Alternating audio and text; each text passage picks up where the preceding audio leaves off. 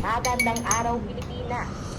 Ayon sa ating nakaraang update, ligtas ang lahat ng residente sa Cebu matapos ang pagdaan ng malakas na bagyo.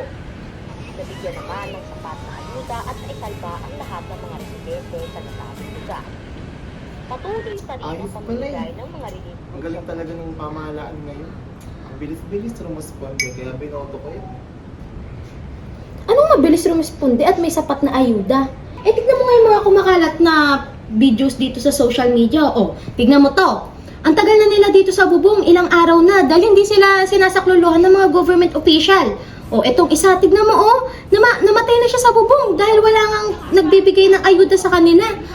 Ay sus! Papanipaniwala ka dyan, hindi totoo yan.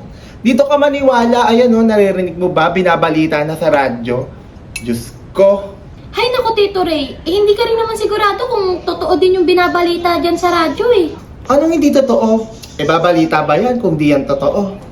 Ano ba pinag-aawayan yung dalawa? Katanghaling tapat ang ingay-ingay yung dalawa. Paano yung kapatid mo? Kung ano-ano pinagpapaniwalaan dyan sa Facebook na yan, eh hindi naman totoo yan. Eh eto, nasabi na nga sa balita, na rumiresponde nga yung gobyerno, ayaw pang maniwala. Eh yan, ano ba yan? Patingin niya. Eto, o, tignan mo. O. O, diba? Nakikita mo naman sa videos eh. Ilang araw na sila sa bubong. Eh, ilang araw na ba yung bagyo? Diyos ko, mga nagutom na sila dahil wala pang responde. Ay naku talaga, ibipilit mo talaga na iyan ang totoo. Eh mali mo nga ine-edit lang yan. Ay, naku, Tito. Sinasabi ko nga sa'yo. Ito nga yung totoo. Ito Maniwala ka sa akin. Sa akin ka maniwala. Totoo yan. Hindi naman mas marami Oo, ka. sa'yo na lang. Gusto mo, sa'yo na lang. Tumigil muna kayo. No? Mag-usap nga muna tayo. Ikaw, Tito, hindi naman totoo lahat naman kasi ng pinapakinggan mo dyan. Kasi nga, syempre, hawak ng gobyerno yan, kontrolado nila yan. At ikaw naman, mag-research ka muna.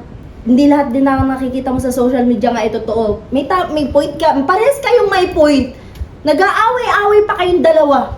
Alam nyo, kesa nagtatalo kayong dalawa, bakit hindi na lang tayo umisip ng paraan para makatulong tayo sa mga nasalanta ng bagyo? Eh, ayun na nga yung sinasabi ko kay Tito, na mag-research muna bago maniwala sa mga naririnig-rinig natin dyan. O, tulad nito. O, eto to, tignan mo. Marami naman na tayo na pwedeng magamit na tools para malaman natin kung ano ba talaga nangyayari sa paligid natin. O, eto. Sa search bar, tatype mo lang, Typhoon in Cebu. O, tapos lalabas na yung mga website na pwede kang magbasa. Para malaman mo yung nangyayari. Tara, te, tignan mo. O, diba? Andyan na yung iba't ibang website. Marami. Oh, patingin nga ulit ng video kanina. O, eto, o. Nakawawa nga sila. Paano kaya tayo makakatulong dyan? Pwede yan sa social media. Maghikayat kayo ng kaibigan nyo. Kaibigan mo, Tito, at kaibigan niya. Kaya Tsaka pala kaibigan ko. pinag-uusapan nila kanina sa asosasyon. Tulungan niyo nga ako. Magpo-post ako sa Facebook Ikaw na page nga. ng asosasyon. Ano ipopost mo about dito sa issue? Okay, sige. Tsaka mag-live din tayo mamaya, no? Para Pwede rin. hikayat din natin sila. Tapos i-donate natin yung mga natitira nating damit dyan. Kayo, baka meron kayo. Ikaw din dito. Siyempre Oo, may naman. mga lalaki din dun.